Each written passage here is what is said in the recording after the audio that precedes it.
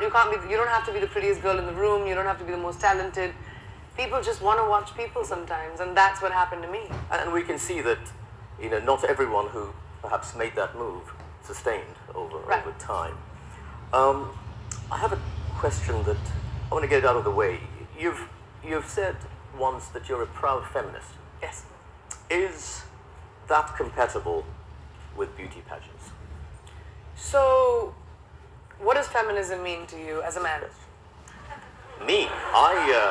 No, I'll answer the question that way, because I really do want to... I just want to get a perspective. I take my cue from Justin Trudeau. Okay. That's a good person to take a cue from. It's equality. It's coming at equality from the angle of perhaps the side that may not have had equality. So basically it's giving women the ability to make their own choices without being judged. Yes. So who decides if a beauty pageant is feminist or not? That's my decision as someone being a part of a beauty pageant. And for me, it was amazing. It gave me wings. It gave me the ability to stand on my own feet and find a career. So as a feminist, an extremely proud feminist, I'm really glad that that was a stepping stone in my own decision. So when people always have this argument about beauty pageants versus, oh my God, that has nothing to do with feminism, that's exactly what feminism stands for.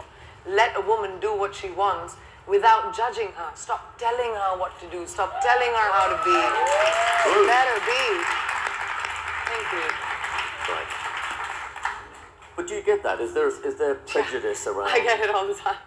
I get it all the time too. Yeah, I know. Say, you must have been, we have our beauty pageant past and everything. Just say you're just a pretty face and no one takes me seriously. No, but prejudice, I guess, while we're on the topic, hashtag time's up. Mm-hmm. What does that mean? How would you describe what's going on, that movement? And what does it mean in particular for girls and boys growing up right now? I think it's such an interesting time for our generation right now, with the vices and virtues of social media, like we keep discussing.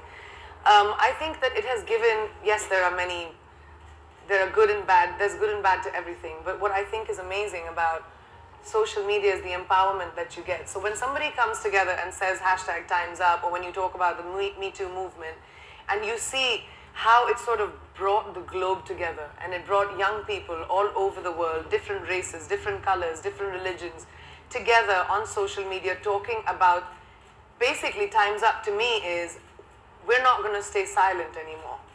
Whatever it is, whichever country it is, whatever the problem is, you're not going to be able to tell someone to, to not speak up against something that's happening to them. Whether that's not the lack of education or not having the rights to be able to live life the way you want, whether it's being violated sexually, emotionally, physically, however, time's up. You're not going to be able to silence our voices anymore because we stand by each other. And that is such a powerful thing to have happened. And that's happened with this generation, which is wonderful. So kids shouldn't feel despondent about it when they read the gender pay gap has been there, is here to stay.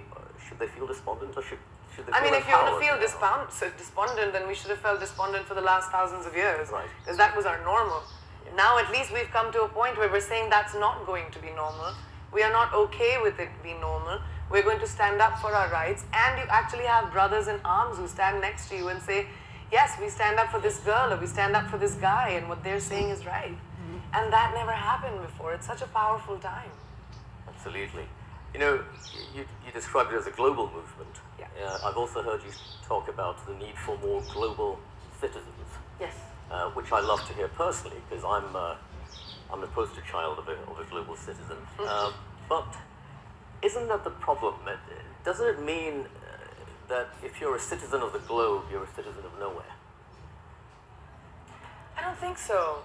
I think your roots define who you are. You can never, you can if you decide to, but you can never erase where you came from or where you were born. I'm proudly Indian. Wherever I go, I am as desi as it can get.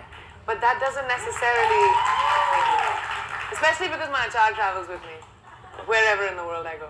But I'm as desi as it gets, but that doesn't mean I'm not concerned or aware about what's happening in the world. That doesn't mean that if I'm living in India or if I'm living in America, I won't be concerned about what's happening in Europe or what's happening in Sierra Leone or what's happening in Jordan. You know, I am a global citizen because the world matters to me. And when I talk about everyone becoming a global citizen, the privileged lot of us sitting in this room, educators, influencers, people who have the ability to have a roof on their heads, make decisions for ourselves. Everybody in the world today is trying to work really hard to make sure that their kids have a great future.